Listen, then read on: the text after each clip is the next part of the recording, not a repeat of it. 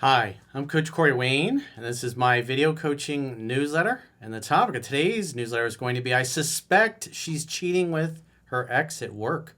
What should I do?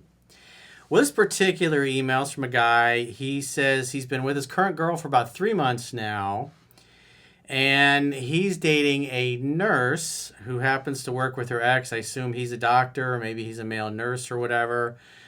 But there's some interesting things that go on at the hospital. Apparently, there's a room in the hospital where all the girls go to have sex with the doctors or the other male nurses or whatever, or maybe their girlfriends if they're a lesbian.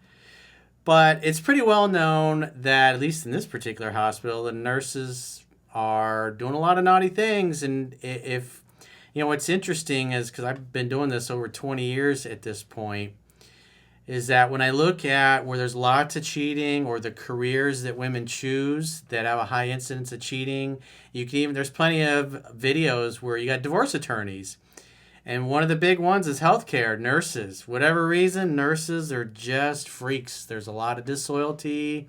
There's a lot of affairs that happen. Same thing with law enforcement, police and law enforcement. They're probably one of the worst. You'd think, hey, people that are the cops, the police, they should be morally righteous. It's like, they're the worst offenders. And I laugh with my clients who are in law enforcement because I always get a chuckle out of it, and they laugh too. What are you gonna do?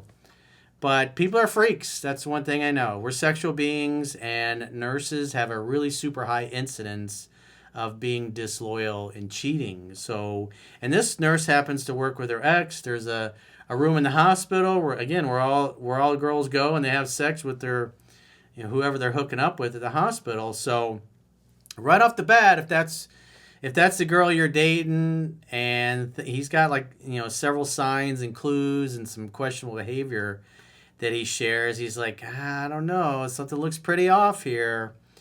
But he doesn't have 100% definitive proof. So you got to kind of be like Sherlock Holmes, is because you want to set the conditions, because remember, you're in the vetting process. People can hide who they are for about 90 days, and he's right at about 90 days right now, and so he's starting to get a feel for what he's really dealing with.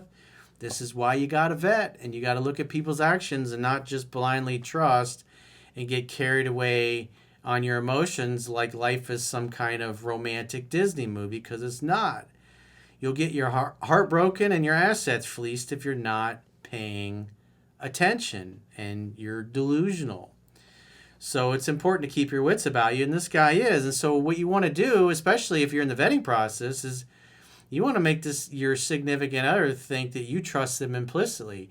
Because when they think you trust them, that's when they're going to slip up. But if you're constantly challenging her on this and that, and hey, what's going on with this, and she suspects that you're suspicious and you're not trusting her, she'll just become better at lying and hiding it.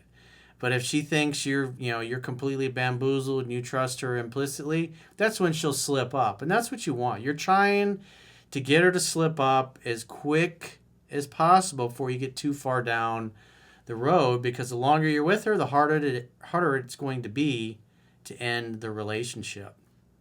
And so it's imperative to make her, at least her, have the perception that you trust her, so she makes a mistake, you can catch her, basically. So with that in mind, let's go through his email. He says, I've been with my current girl for 3 months now. We had an intense connection from the beginning, and she has accelerated our relationship from day one. She told me she loved me after a week. Yeah, come on. If a woman's saying I love you after a week, usually what that means is she just says I love you to everybody. And so you got to kind of take that with a grain of salt. A woman's not going to be head over heels in love with you after a week, typically. Sometimes you get love at first sight, but that's super high attraction on both parts, and that's so rare. It almost never happens. So again, most girls you date a week later, just like, I love you. It's like, yeah, probably not. She says she told me she loved me after a week, and we had amazing sex the entire time. She would even send me texts saying how great our sex is, etc. She's an overnight nurse and works with her ex, which I've never shown concern about because she tells me whenever they talk or see each other. Well, if they trust you and they care about you and they care about looking good to you, and they're going to tell you about all guys that hit on them or ask them out or things that are going on at work or whatever. But when they stop, it's usually because they don't feel like you trust them and they're just hiding things because they don't want you to get upset. He says, 3 weeks ago, we got into a really bad argument after drinking. Man, it's like, over the years, the amount of emails and phone sessions I've done with dudes that screw things up badly when they drink, it's like, a lot of guys just should not be drinking, especially if you're one of those dudes that gets blackout drunk and doesn't remember what happens. And then you're one of those guys that starts grabbing other women's asses and you don't even remember it, sometimes in front of your girl. It's like, if you can't handle your drinking, you shouldn't drink, especially if you're blacking out or you have a tendency to get drunk and have a bad argument. He says, it took a few days for her to come around to talking about it. And when she did, she told me it really hurt her, but that we would get through it. Since then, things have been strange. A few days after that, she got up early for work, got her hair done, did her makeup more than she usually does, and bought a new perfume before work. Huh. Interesting. The next morning, when she got off, I noticed a thumb-sized bruise on the back of her thigh. I asked her about it, and she got defensive and said I get random bruises. Maybe she bumped into something at work. I don't know. Maybe she's kinky. It's hard to tell, but when you see random marks on her body show up in areas that maybe you're the one that usually puts those random bruises there, you weren't the one.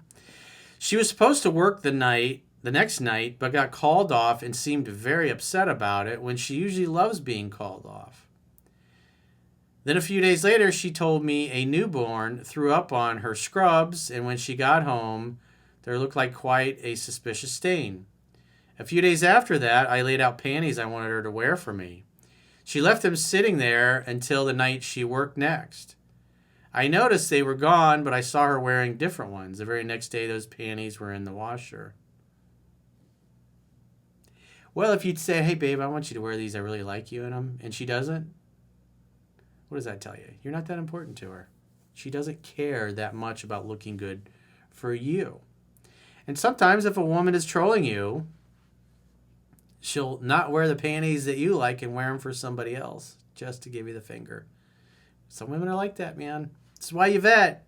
You can't just go, oh, we're so great. It's love at first sight. Oh, Corey, you understand how good we feel. Remember, this is a woman that told you after a week she loved you. Yeah, sure. Sure she does. She just says, I love you to everybody. And there are lots of girls are like, I love you, I love you, I love you. They say it to everybody.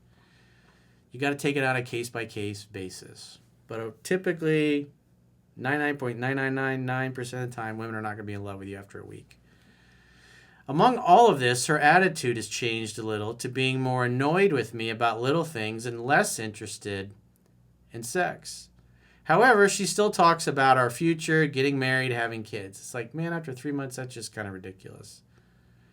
She still tells me every day she loves me and even wrote me a sweet love letter the other day. Well, that was nice. But again, you just got to look at her actions. You're seeing some suspicious behavior, but nothing definitive. It's not like you're seeing texts, at night, and then she's like, I got to go out to comfort a friend. And then she comes home, hair all disheveled, makeup kind of messy, smell. She'll come home and goes right into the shower. Says, I'm just dirty. I want to be clean for you. It's like probably because she wanted to wash Chad Thundercock's jizz out of her glory hole. She also wants to be with me 24/7 when she and I aren't working. Well, that's a good sign. The other thing is what is her phone up or is it always face down? Does she hide her phone? When you walk in the room, does she put it away? What do you see? You got to pay attention to those things too.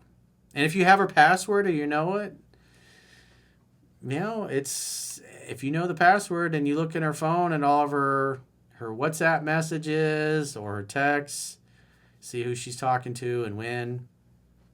Just be like Sherlock Holmes You got to think of yourself as like James Bond. If you ever watch the James Bond movies, when he's getting into somebody's phone or the computer, he's very sly, doesn't disturb anything, doesn't want her to know that he looked. You're gathering data for your analysis. And right now, there's some signs that something may be amiss, but maybe the panties, she just didn't feel like wearing them that day or whatever because she was mad at you. And that was her way of passively, aggressively going, no, I'm not wearing these. I know you like them, but I'm not.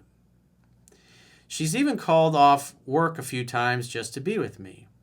You got to look at what is she doing now? Not what she did a month ago, but like what's she doing today? I'm nervous she's sleeping with her ex at work. Well, if that's what you think, then you want her to think that you trust her completely. So she'll slip up as quickly as possible, and then you can be on to the next. Or you can just turn her into a fuck buddy, friends with benefits, sex playmate, that kind of thing. She once told me there's a room where nurses go and have sex, so it's very possible. Probably because she's gone in there and had sex before. Well, obviously, if she works with her ex, I would assume they probably had sex there.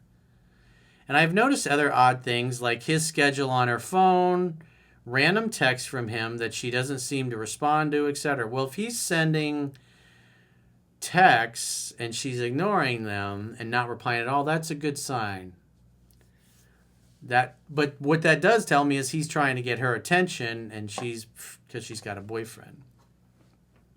She should say, hey, it's late at night. You shouldn't be sending me these things. I have a boyfriend now. But also, since she still seems to show me love and whatnot, I'm confused and not sure what to do.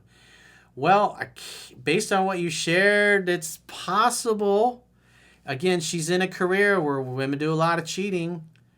So it's important to just, maintain the vibe that you trust her and everything is great, even though you're suspicious. Because you don't know what you don't know. Because it's possible that maybe you could be reading things wrong, or maybe you're a little insecure, or maybe you're a cheater and you've cheated in the past. I don't know. But there's just not enough evidence to risk blowing the relationship up. So again, think of yourself like Sherlock Holmes. Think of yourself like James Bond. If you are going to do a little snooping, make sure she has no idea about it. If you know what the password is to her phone, check and see how she responds. What are the context of the conversations with the ex? And just see what she does. Because it's, how is she going to behave when you've been together 6 months or a year or 2 years? Because typically it takes about 2 years to really vet somebody and get a good feel. If you're one of those guys that want to get married, I know a lot of people don't wait.